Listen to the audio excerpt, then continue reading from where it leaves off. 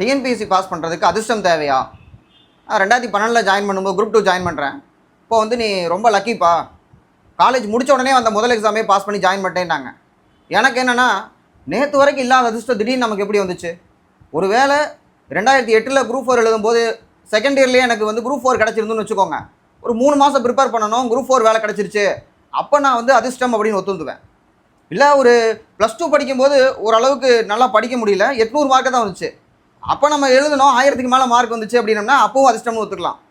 இந்த 4 வருஷம் ப்ரிப்பேர் பண்ணி 4 வருஷம் கழித்து அதுவும் வந்து நமக்கு என்னென்னா, எக்ஸாமில் நம்ம தெரியாமல் போட்ட கேள்வி எதுவுமே கரெக்டாகலை, நல்லா தெரிஞ்ச கேள்வி 5 வந்து கொடுத்து தான் நமக்கு வந்துச்சு.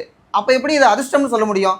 அப்போ ப்ரிப்பேர் பண்ணும்போது எனக்கு ஒவ்வொரு நாளும் சொல்லிக்கிறது என்னென்னா, உனக்கு அதிர்ஷ்டமே கிடையாது, அதிர்ஷ்டம்னு ஒன்று இருக்கா, நம்பவே நம்பாத, நல்லா நீ படிக்கணும், சாய்ஸில் வருதுக்கு உனக்கு ஒன்றுமே கிடையாது, எல்லாத்தையும் நீ படிக்கணும் அப்படின்னு சொல்லி அதிர்ஷ்டம் இல்லைன்னு சொல்லி தான் நான் மோட்டிவேட் பண்ணுவேன். அதுதான் கிட்டத்தட்ட நடந்தது. எனக்கு சின்ன வயசில் வேலைக்கு போயிருக்கலாம், ஆனால் அதுக்கு காரணம் வந்து அதிர்ஷ்டம் கிடையாது.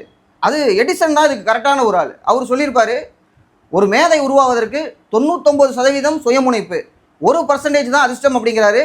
ஆனால் அந்த 1% கூட நம்ம வந்து நம்பக்கூடாது, நம்ம மேலே தான் வைக்கணும். இந்த பைசன் படம் பார்க்கும்போது அது நிறைய விஷயம் கனெக்ட் ஆச்சு. முக்கியமாக கனெக்ட் ஆன விஷயம் என்ன அப்படின்னம்னா, அவர் அப்பா ஃபோன் பண்ணி சொல்லுவாப்பில், ஹீரோ வந்துட்டு மாதிரி லிஸ்ட்டில் என் பேர் இல்லைப்பா, லிஸ்ட் ரெடி ஆயிடுச்சு அப்படின்னு சொல்லிட்டு.